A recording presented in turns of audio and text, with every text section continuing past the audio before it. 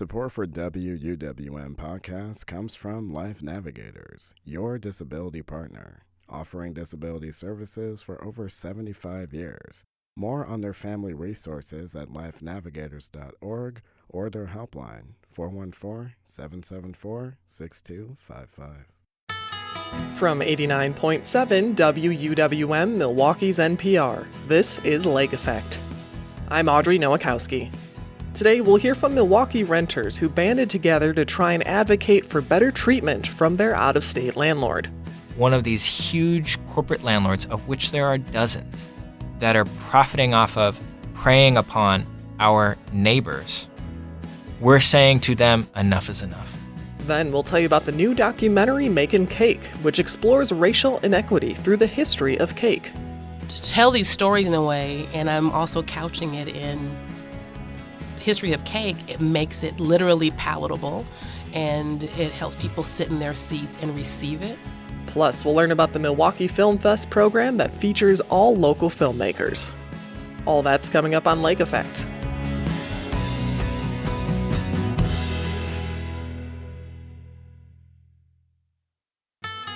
This is Lake Effect from 89.7 WUWM, Milwaukee's NPR. I'm Audrey Nowakowski. Thanks for joining us today.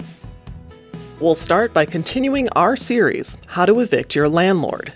In Part 1, we learned about David Tomlin, who owns over 200 rental properties here in Milwaukee.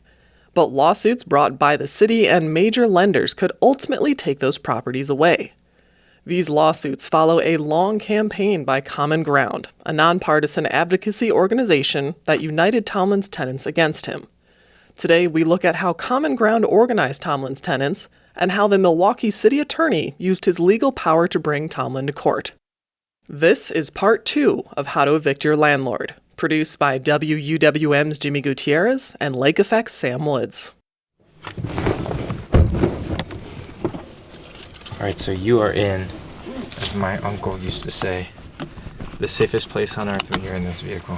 This is Kevin Solomon. He always used to say that. I love that. He said, I am the best driver. I'm the most coordinated person. Kevin is a senior organizer with Milwaukee's Common Ground. This is more safe than in a nuclear bunker right now. He's been at the front of their campaign fighting for tenants' rights against Milwaukee corporate landlord David Tomlin. You know, tenants as a political class need to have a kind of collective voice because they're getting pinched and they're growing and they're... Some background on Common Ground.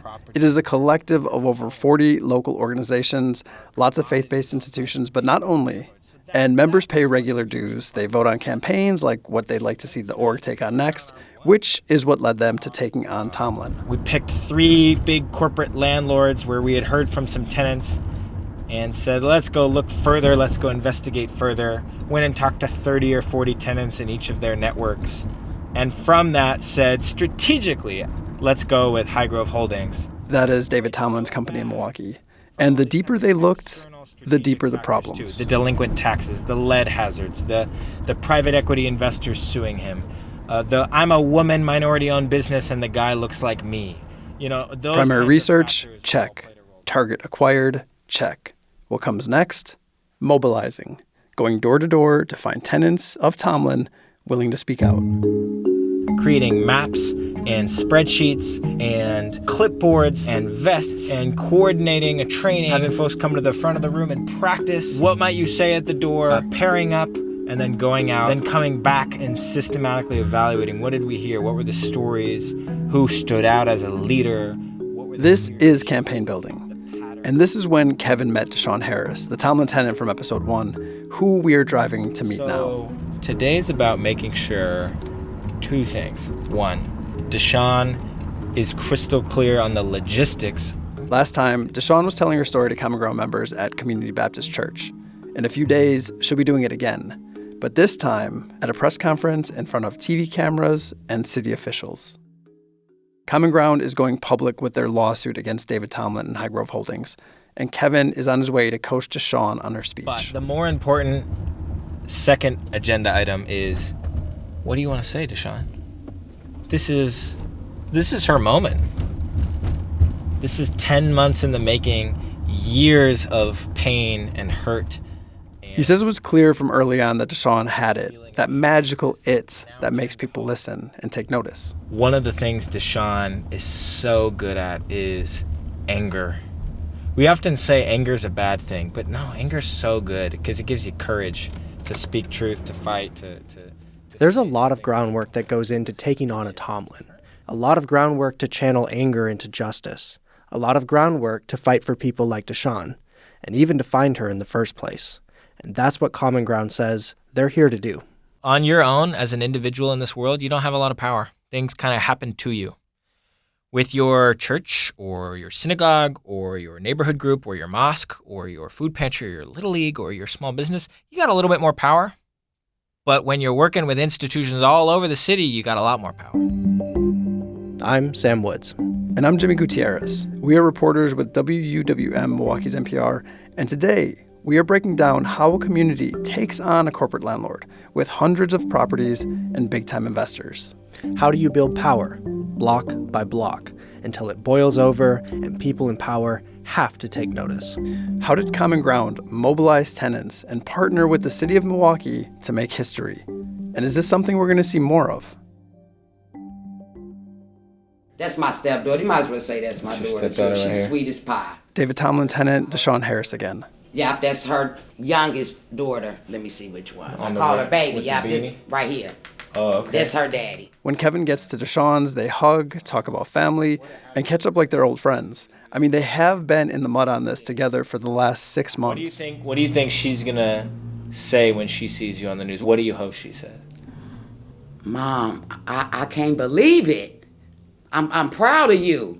They turn to business. They walk around the property, taking inventory of the mess, the giant hole under the porch, the bullet hole in the dining room wall, the leaking water in her basement. Coming straight down. Straight leaking. Damn. When they get back upstairs, they sit around her table. What do you want to say at the press conference, he asks. What feels right? She brings up not being able to shower in her own house. I have to run and get it from the kitchen sink. So what do? You take a bucket? Whatever And just fill it up with water from the kitchen sink. Yeah. Add some soap. How many times do you have to do that to fill it? A lot of times. I can't even tell. 5, 6, 7? It's more than that. It's more than that. It's maybe over 10 times. Okay, Deshaun, that's what we say. Okay. That's what you got to talk about. Okay. Because that's what people, when they hear that story, they're going to imagine their life and go, oh, that's messed up. She shouldn't have to deal with that. Right. If we 3 minutes go fast, he tells her. Do you want to shoot from the hip, or do you need more preparation? They do a little mock speech, and Kevin takes notes. Hi, my name is Deshaun Harris. Keep it natural, he says. More Deshaun, less prep. You're role-playing it. They talk a little bit more about family, confirm everything is good for the press conference, and then it's on to the next tenant for Kevin. Give me a big old hug. Thank you. We'll knock it It's going to be fun. I'm going to be there, you know, and I'm Thursday's going to the do my best. culmination. I'm going to do my best. What stood out to you there? I mean, it was really, it was how you connect, walking through the property, a lot of validation, obviously, and then the coaching. I don't know what I was expecting, but I think it was probably pretty close. How do you feel like it went? I feel like it's good. Often, you do the coaching and it helps, it gives support, it gives clarity, structure, etc. But sometimes then, speakers will kind of cage up and try to be more polished and on script. And I actually think that seeing him work with Deshaun like this makes sense that he also coaches Little League. But there was something picking at me. It's clear that Deshaun wants better and wants more from her landlord. I mean, she is paying for it. But does she want to be in front of TV cameras, sharing her story like this? And did Kevin think about that? I mean, he's here in part because he's got a job to do. He's paid by Common Ground to win.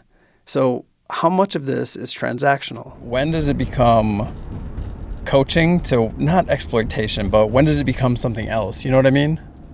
Yeah. Well, I mean, this is where, constantly asking, does that feel right? And these aren't my words, these are your words. And I'm just, helping kind of put something together here. The difference, though, it would be transactional if I'm coming, getting her story, and then sayonara. Deshaun's been in it for months. Deshaun's met my family. Deshaun's been to all the potlucks with all the leaders. She's been voting on decisions along the way. The press conference Thursday is step one. There'll be 50 other steps to this campaign. She'll be involved in all of it. As someone who's also featured Deshawn's story, I completely get it. You hear her story and you're compelled. Ideally, action happens. And from Common Ground's perspective, I get the why. But what about Kevin Solomon's why? Why are you still doing this work? Why did you get into this work? Why are you driving over to Deshawn and coaching her up? We'd need an hour for that. Kevin is from St. Petersburg, Florida, and he has been in Milwaukee for 6 years now. And a theme of his life, from early childhood to high school to beyond, is that he's always had adults pouring into him, a lot of mentorship, a lot of coaching. And a lot of that could have been because of what was missing. He loved his parents, but lost both of them growing up. My mom passed when I was 12. My dad had liver cirrhosis. And so when I was 17, I moved out when he started having a lot of the health issues from drinking and alcoholism. And that's tough, man. Yeah, and the family that took me in, the mom's a nurse, leads with her heart. The dad's a professor of ancient Chinese history, leads with his brain. And so I'd go for walks with the mom and process alcoholism and trauma and grief and pain. And on Christmas dinner, we'd sit down with the dad and the rest of the family and talk about thalassocratic European empires in the 14th century. I like to fight bullies. I want to build power, and I'm really empathetic and curious about people. So conversations with Deshawn like that are just wonderful. He'll say this isn't about him, and that is true. This is Deshawn's story, and other Tomlin tenants' story. It's Ebony's story, Samantha Nashan's story, but he's been driving them to speak out, to canvass, to organize.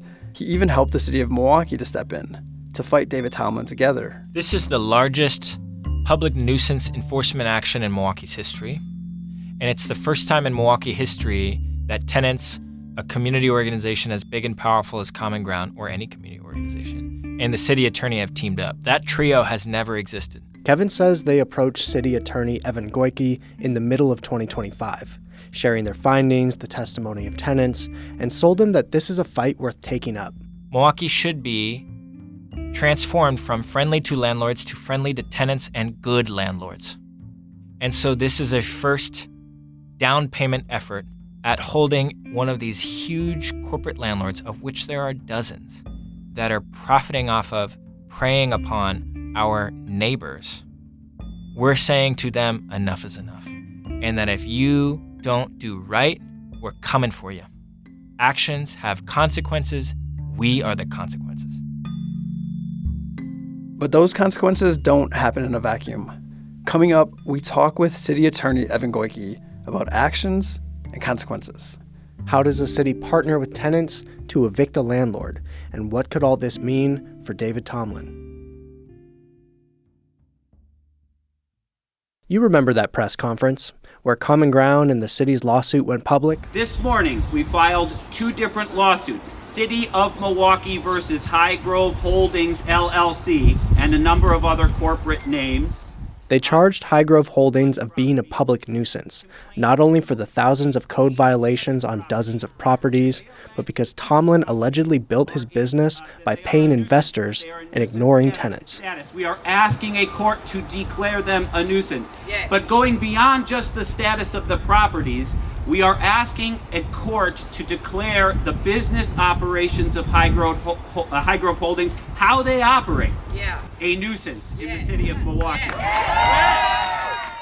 And this is Evan Goyke. Evan Goyke. I'm the city attorney for the city of Milwaukee, and the group represents what we internally call the Neighborhood Revitalization Team. Goyke has been Milwaukee's attorney for 2 years, after serving as a member of the state assembly for over a decade. And Goyke was upfront about wanting to partner with Common Ground because it was a win-win. Common Ground could reach tenants in ways the city couldn't. Who have the commitment and capacity to go knock on strangers' doors and say, how are you? And how is your landlord? And how are the conditions? And can we help? Hearing from tenants and having access to this wide swath of home inspections set the city up for this fight. And while we're talking about the lawsuits, what we're really interested in is the law at the center of it all, receivership. Here's Julie Wilson, Deputy City Attorney. What we're asking for here is to almost hit pause on the management of this portfolio. The first way to do this, stop Tomlin from creating a new LLC to transfer the properties to and escape the lawsuit. Judge, please don't allow them to sell and transfer and quitclaim deed to one another these properties. Keep them in the same ownership group so we have tabs on them and you have jurisdiction over them. Then, demonstrate how Tomlin has harmed tenants and mismanaged properties so badly that he can't keep managing them. It's really wretched conditions. People shouldn't have children sleeping on beds with a bucket next to them in case it rains and water comes through the hole in the roof. If it all works out, the judge will appoint a receiver for over half of Tomlin's properties. That could be a nonprofit, an LLC, or someone working with the city on this. Tomlin would still legally own the properties, but would not be able to manage them or collect rent from them. The receiver would use tenants' rents to pay down the city's tax bill, which as of today is still over $300,000, and bring properties up to code. And that receiver would be in place for as long as it takes to fix up these properties, cutting Tomlin off from rental income for months or even years. While this law hasn't been used in a while, it's still fresh in some renters' minds. About a decade ago, the city attorney's office successfully brought similar cases against two notorious landlords, Elijah Muhammad Rashid and Muhammad Chowdhury. According to the city attorney, since 2001, he's committed 15,000 building code violations. Everything from allegedly unfair evictions to accepting emergency assistance funds when he shouldn't. Goike says the cases are similar, but Tomlin is different enough. So he owed less taxes than Chowdhury, and some of the violations of building code were less egregious than Rashid. But he has a whole lot of code violations and still owes us a whole lot of taxes, and you spread them around the portfolio. It's indiscriminate in it is exemplifying every kind of nuisance and degree of nuisance. So, a couple things to clear up here. Are they technically evicting David Tomlin? No. He will still legally own the properties. But what they are doing is forcing his hand to bring his properties up to some sort of livable standard, deal with code violations, and pay off his taxes. But we're also talking about a man that's got multi-million-dollar investors behind him. So how bulletproof is this plan? If I were Tomlin, it might be really nice just to sit on the sideline, have my properties abated, have my tenants still there, have the properties of the homes themselves increase quite a bit, and then step back in and take ownership or an active role in ownership. You are suggesting that the property owner use income paid by rents to keep their property in code compliance and pay their taxes. We agree that's a good business model. Opposed to not collecting rent and not doing anything. Right. And Jimmy, just remember in your scenario where this is a freeloading opportunity to get a benefit, we, in an earlier conversation, talked about how Highgrove has pitched a rate of return to investors, and that will be interrupted by the receiver. The receiver is not appointed to make sure the investors are getting their 10% return on their investment. They're making sure the houses are a decent place to live. And so it is possible that a property owner could ride through the whole process, but it is highly unlikely that that she or he could do so and maintain those same promises and those same deals or negotiations that they have with their lenders. This is not a sound business practice, and probably not sustainable. But another thing to note here is that these fixes can't happen overnight. And a judge still needs to rule, and they still need to find a receiver. And if things go according to plan, the work needs to get inventoried and then eventually triaged, which again, all could take months or years before tenants see relief. And while Goike is confident that Tomlin can't just wait out this process, it is possible that he could find a way to hold on to these properties and things go right back to how they were.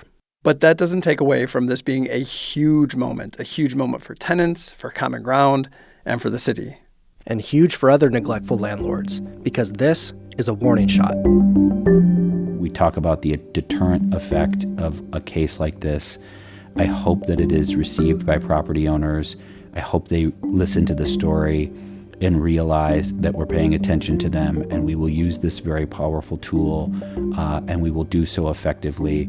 This case could be the first of many, and used as an example for how to streamline using receivership moving forward, finding a way to make it more efficient and more impactful.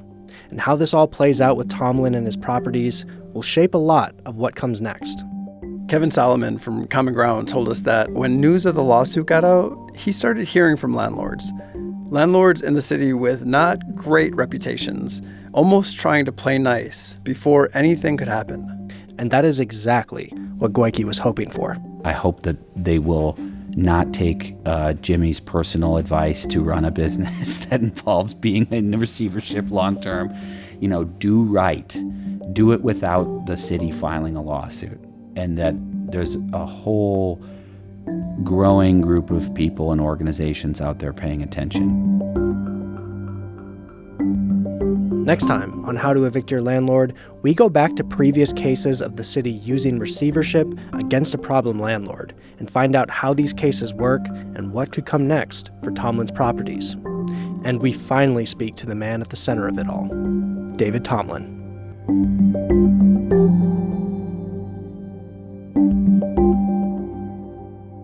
That was part 2 of How to Evict Your Landlord, a 3-part series produced by WUWM's Jimmy Gutierrez and Lake Effect's Sam Woods. Part 1 is available at WUWM.com, and Part 3 will air next Thursday only here on Lake Effect. In about 20 minutes, we'll speak with the local filmmaker behind Shelter for Birds, which focuses on a deaf photographer and conservationist. But first, we'll tell you about another documentary which explores racial inequity through the history of cake. Keep listening to Lake Effect on WUWM.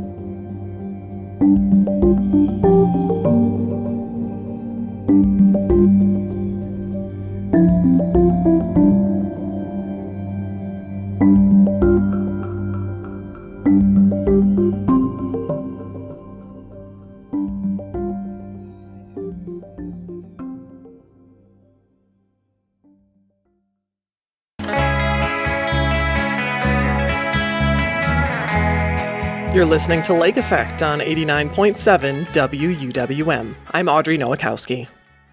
What began as a facilitated conversation at a bakery was then adapted for the stage and is now a documentary. It's called Makin Cake.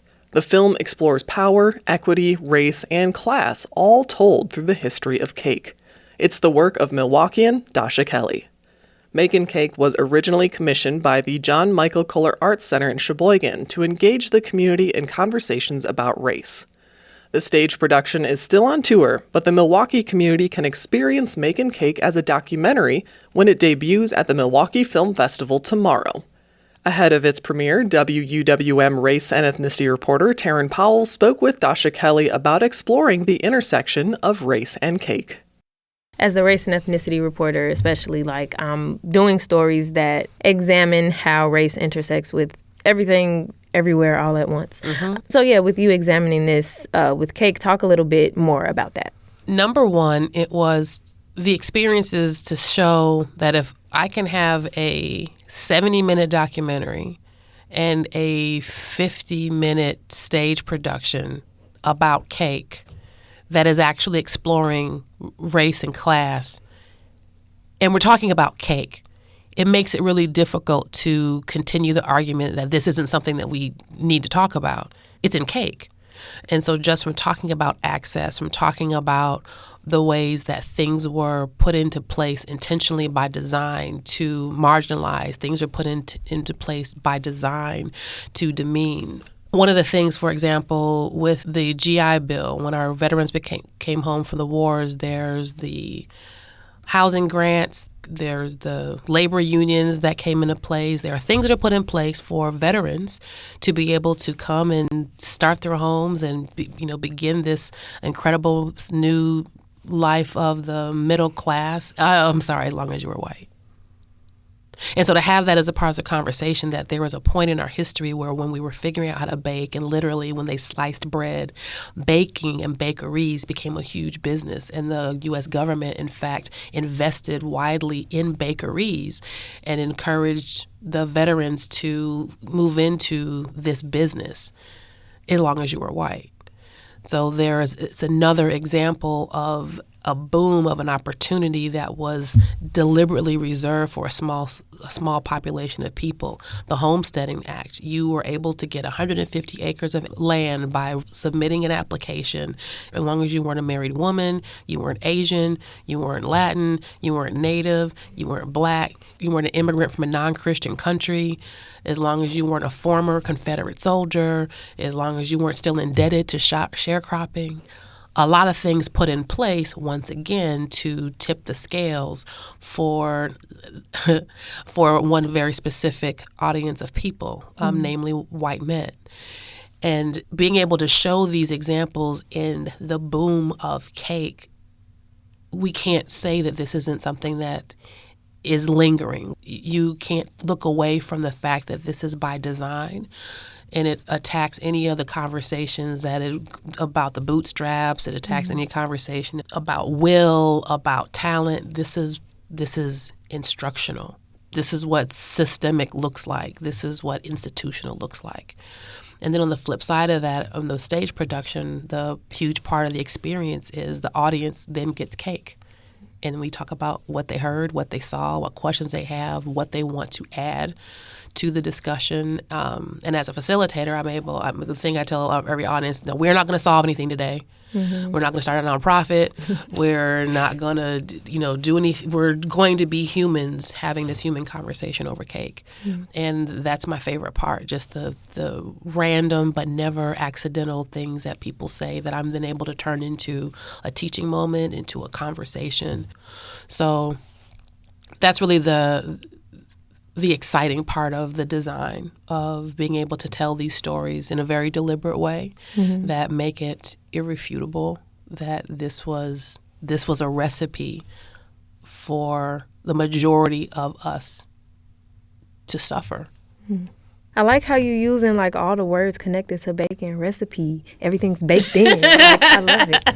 And I also want to stay on like the conversations you facilitate like after the show.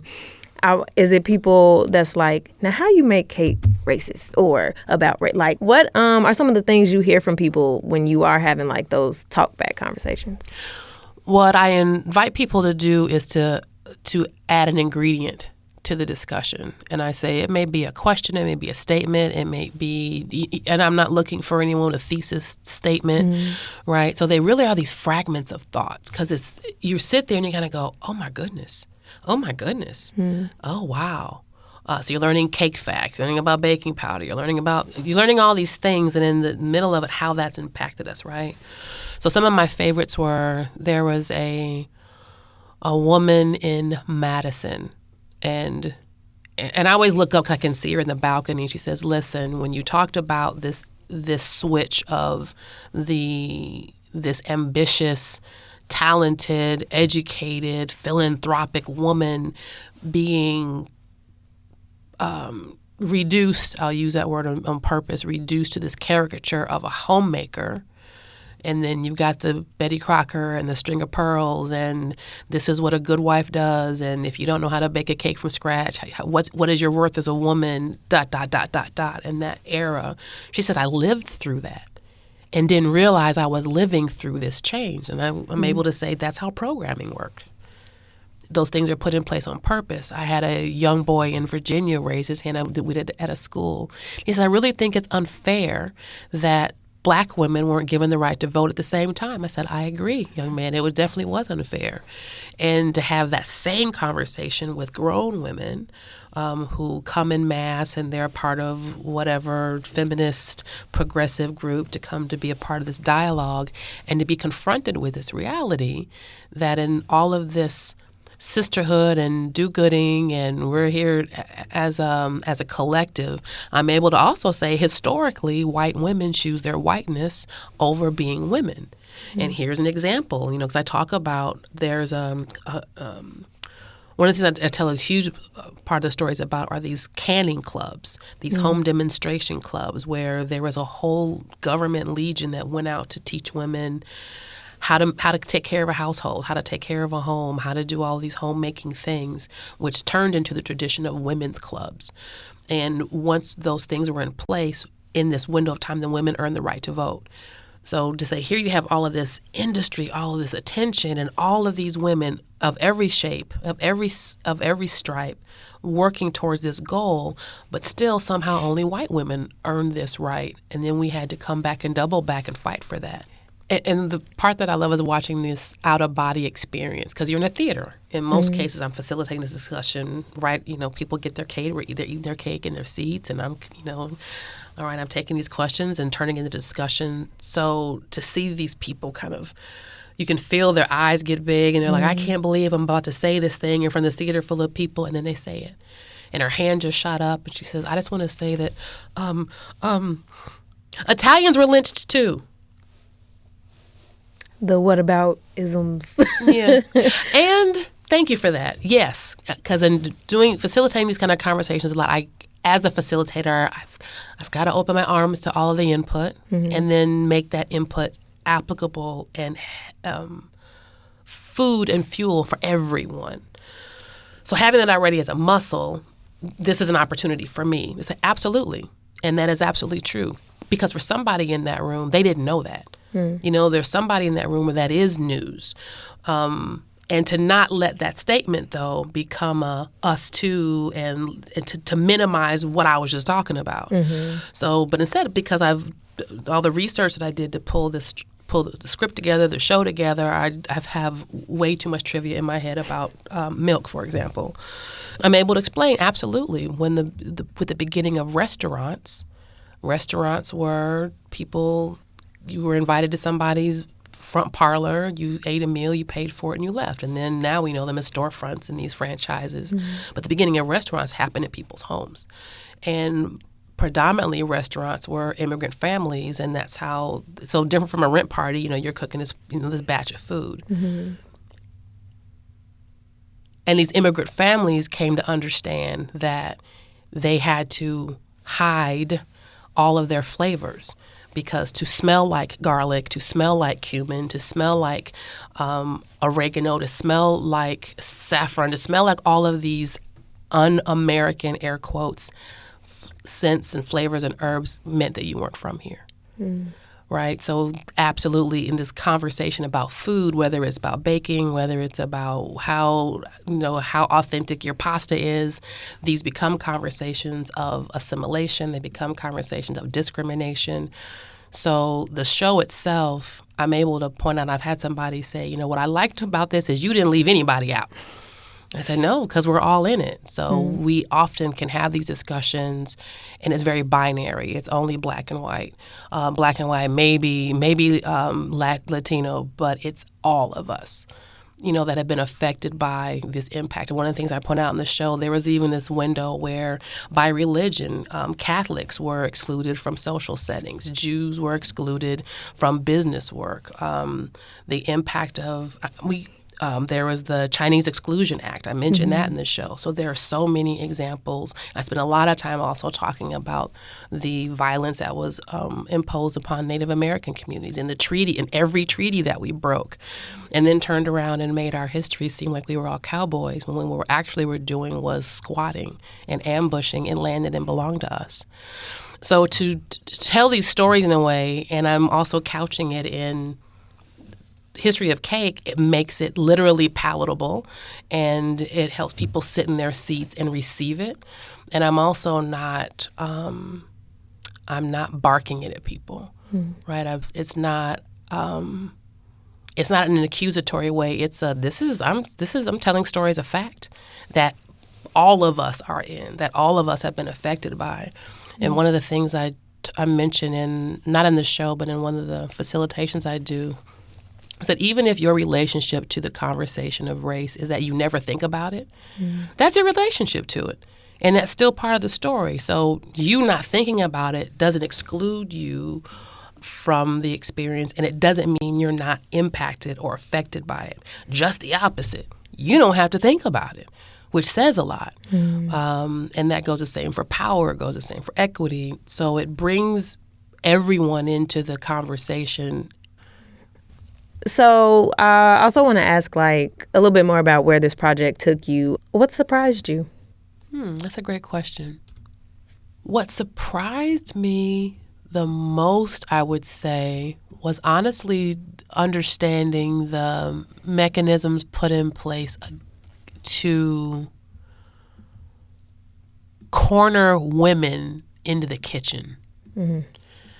By women in many cases, and the men were just around to take advantage of the cat fight. Because it worked for them at the time where we were building factories and assembly lines and inventing vacuum cleaners and all these gadgets and things that are going to, wink, wink, make the woman's life easier if we make sure that we just keep her life at home in terms of taking care of the house.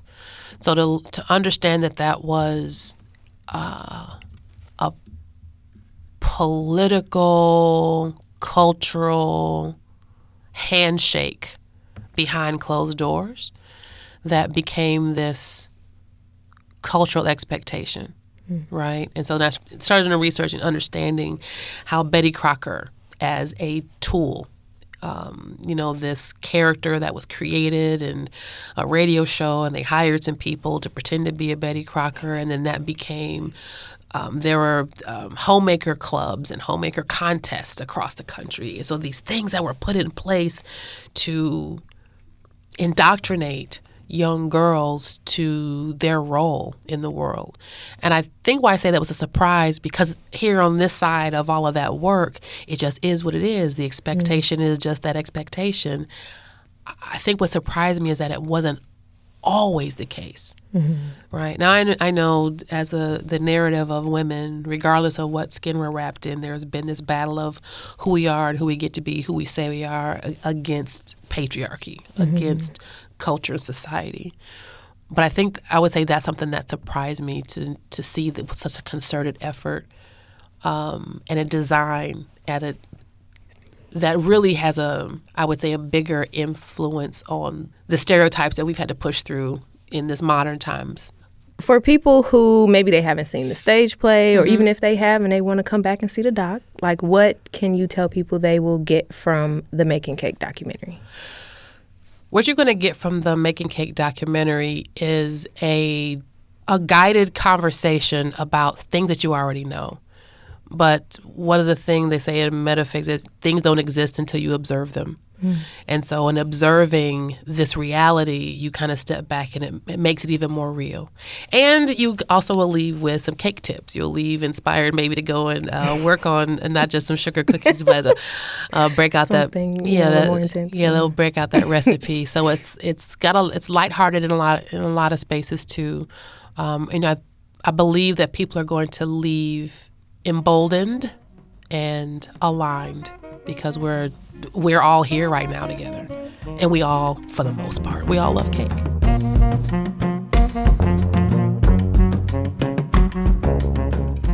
Dasha Kelly is the director, producer, and writer of the documentary Makin Cake. She spoke with WUWM's race and ethnicity reporter Taryn Powell all about it, and you can catch the film tomorrow at the Downer Theater and again on Sunday at the Oriental. And still to come, we'll learn about the documentary Shelter for Birds and the subject of that film, known as The Birdman. Keep listening to Lake Effect on Milwaukee's NPR.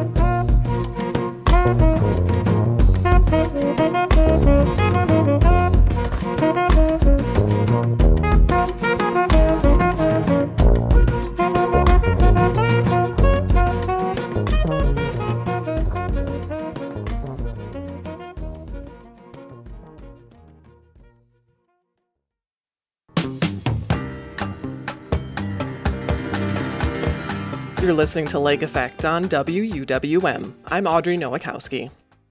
It's hard to believe there's only a week left in Milwaukee's Film Fest, but there's still plenty to see, including more local films.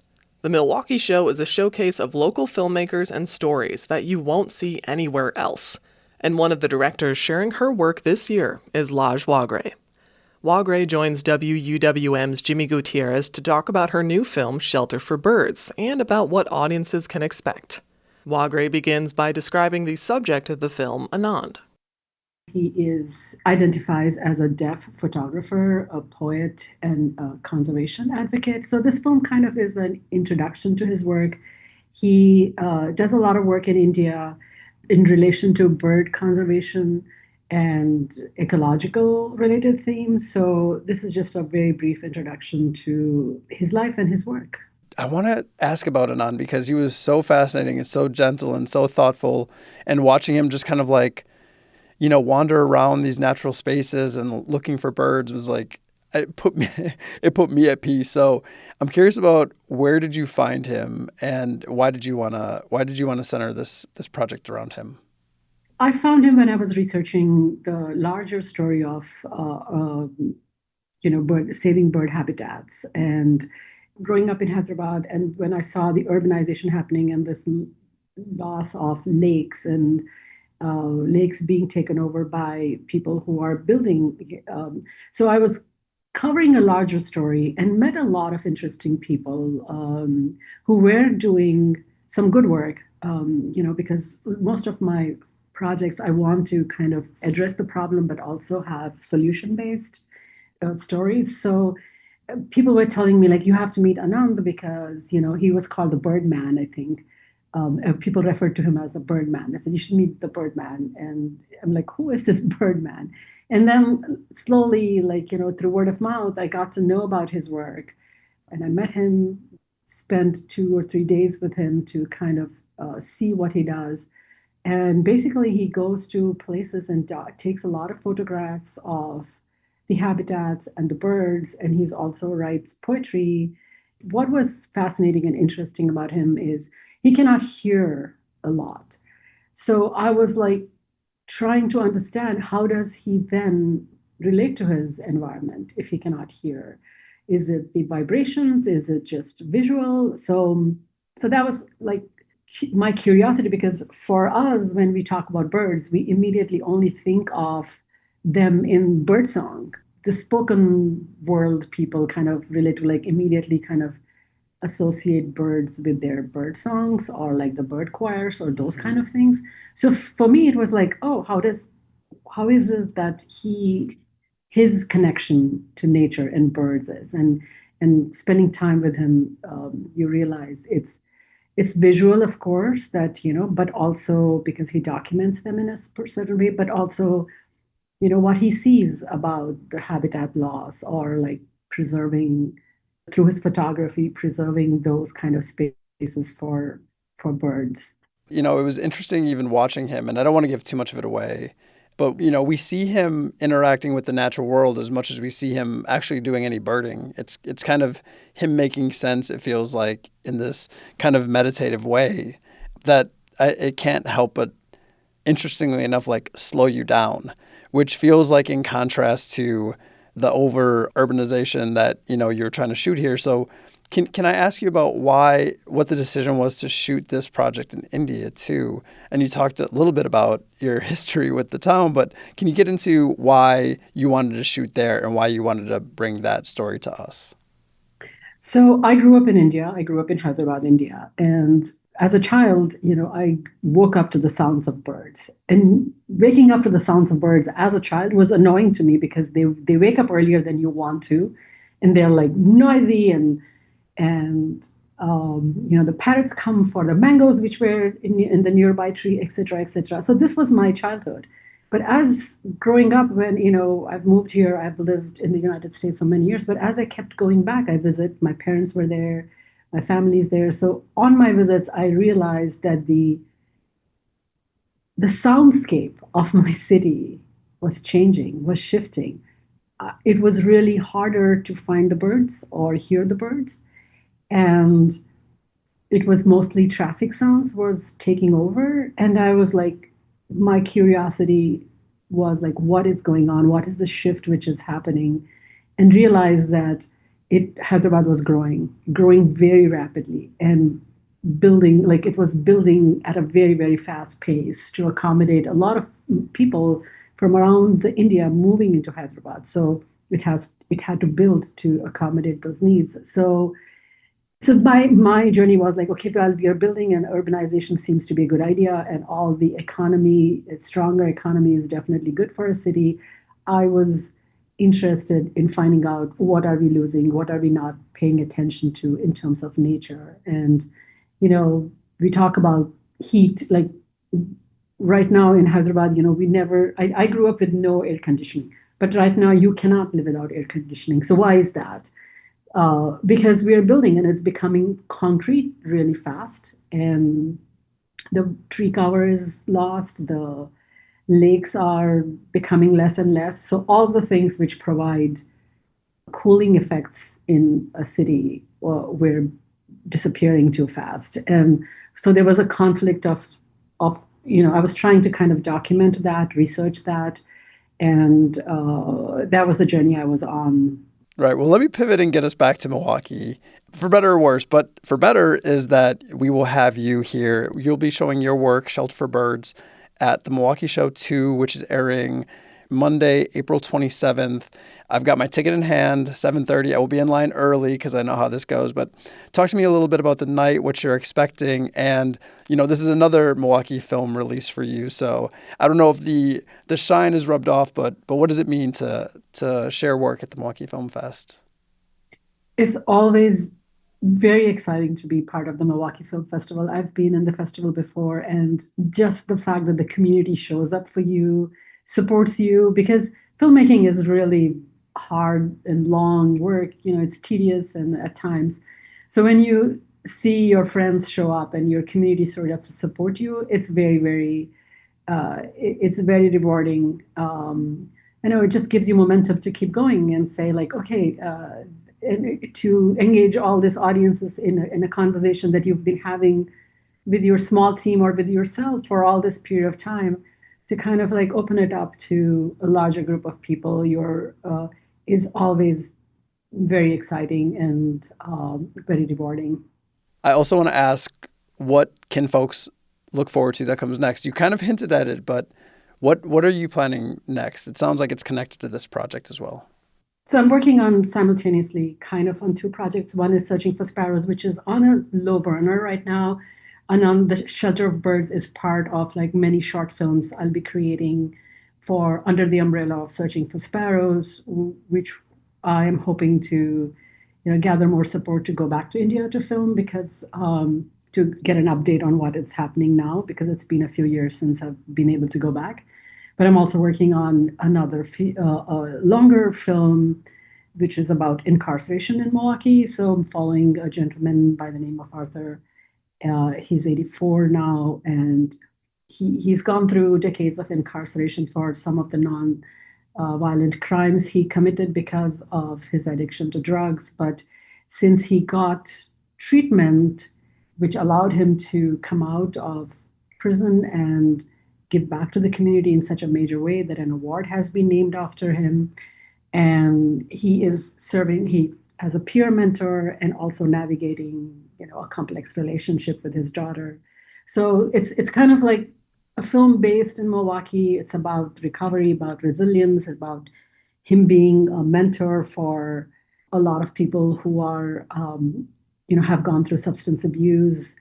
I'm hoping that this film, the new film, which is called About Bias right now, it's a working title, will be finished this year. Okay. I mean, that sounds really exciting. I think if there's like a common thread with the work of yours that I've seen, it's meditative. It lets you kind of sit with what you're taking in. And, with Arthur's story and with Anand, there's hope that something is happening. Anand even has this line where he says, "I say there is hope." And we kind of leave him there. And I'm kind of curious how you approach this as a filmmaker, as an artist, because you're dealing with these huge issues. We kind of talked about the changing climate, trying to share a message, even thinking about climate change or, reentry and kind of all of the disinformation that's online, or the actual lack of engagement with critical issues. How do you see the medium of film and the work that you do as kind of holding on to that hope? Because it feels like that thread is always there. Yeah, I think so. When people read big issues, like when you hear climate change or incarceration or justice, I think people just get a little disengaged because they feel like these are very big issues. I cannot handle them.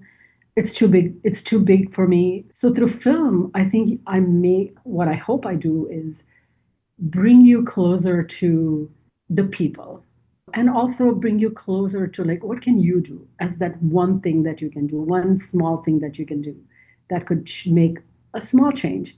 And it's many, many small changes. So many people have talked about like many small changes do have an impact. So it's that kind of like closeness to hope, closeness to who are these people we are talking about when we talk about these big issues. So that's my hope. Like with film, it's such a beautiful medium. I love the medium of film. I love like bringing it a little bit closer to the people. And I also love providing a little bit of hope and say, yeah, you can do one small act and it will make a difference.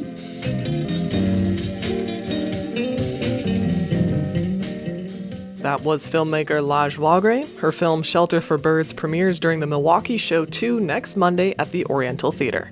She spoke with WUWM's Jimmy Gutierrez. Milwaukee Film is a financial contributor to WUWM. And that wraps up Lake Effect for today. I'm Audrey Nowakowski. If you've missed any of Lake Effect this week, you can find all of our conversations at WUWM.com. If you'd like to take us on the go, just download the Lake Effect podcast wherever you get your podcasts. Tomorrow on Lake Effect, we'll highlight some of our favorite conversations we've had with filmmakers during the run of the Milwaukee Film Festival. Thank you so much for joining us today, right here on listener-supported 89.7 WUWM, Milwaukee's NPR.